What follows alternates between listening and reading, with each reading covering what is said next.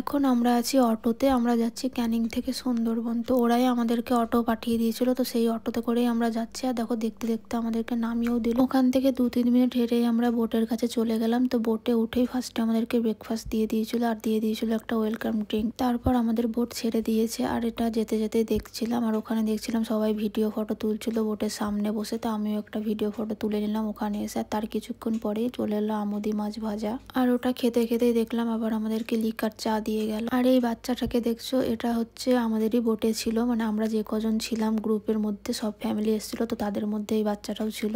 এত ভালো ছিল, আমরা যে কদিন ছিলাম প্রচন্ড আমাদেরকে হাসিয়েছে। প্রথম দিন আমাদেরকে একটা স্পট দেখানোর কথা ছিল, তো সেখানে দেখো আমরা পৌঁছে গেছি গোসাবা ফেরিঘাটে। তো এখান থেকে আমাদেরকে বলা হয়েছিল 10 থেকে 15 মিনিটের মধ্যে আবার বোটে চলে আসতে। আর এখন বুঝতে পারছি যে আমাদেরকে ছাতা কেন সঙ্গে করে রাখতে বলেছিল, বাপরে বাপ গরম। তো চলে এসছি আমরা। প্রথম আমাদের যেটা দেখানোর কথা ছিল ওটা একটা পার্কের মতোই ছিল, নানান রকমের স্ট্যাচু করা ছিল। তো স্ট্যাচুগুলো দেখতে খুবই সুন্দর লাগছিল। আর ওখানে একটা ঘরের মতো ছিল, অন্ধকার ঘর। আমার মনে হয় ওইটাই দেখতে মানুষ যাচ্ছিল। তো ওটা আমার কি ছিল কিছুই বুঝতে পারি। ওখান থেকে আমরা বেরিয়ে গেলাম আর ওখানে সামনে অনেক কিছু বিক্রি হচ্ছিল, ব্যাগ, তারপর আরো অনেক জিনিস যারা টুরিস্ট আছে তারা নিয়ে আসতে পারে। তো আমরা ওখান থেকে দেখে 10-15 মিনিটও আমাদের লাগে। এসেই দেখলাম আমাদের লাঞ্চ রেডি হয়ে গিয়েছে। তো এগুলো ছিল লাঞ্চের মেনু, যদিও বা আমি ডিটেলসে ভিডিও একটা দেবো কি কি খেয়েছিলাম first day, second day, third day. তো এটার ভিডিও আসবে। আর বোটের মাথায় দেখো লাল কালার যে কাপড়টা লাগানো আছে, আমরা সবাই জানি যে সুন্দরবনের মেন দেবী হচ্ছে বনবিবি, তো ওনারই এই কাপড়টা পুজো করে লাগানো থাকে। আর এই টাইমটাই দেখো রোদটা পুরো জলে পড়ছে আর জলটা এত